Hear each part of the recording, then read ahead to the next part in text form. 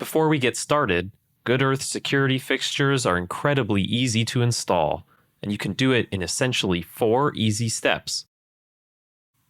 Before you get started, it is very important to read the entire installation procedure. Select an installation location carefully. Do not aim the PIR sensor toward areas with frequent pedestrian or motorized traffic and/or other objects that generate areas of warmer air. Shut off power at electrical box before removing or installing any fixture. The fixture can be mounted to a round surface mount or a recessed electrical box, or an electrical mounting block like this one. This block has notches on the back to match aluminum or vinyl siding like this house. For surface mounting, pull the supply wires out of the junction box. With the side marked front facing out, attach the mounting strap to the junction box with machine screws. Remove the protective liner from the adhesive side of the gasket.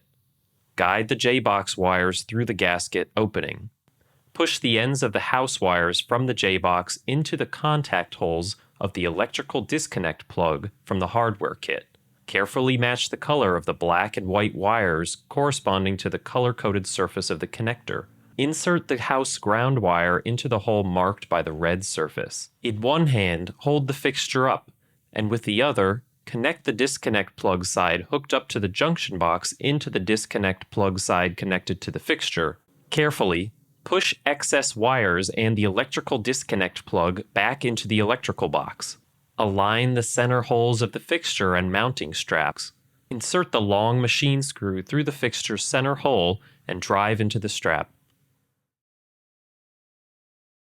Adjust the light according to the mounting location. Aim the PIR sensor toward the intended detection area.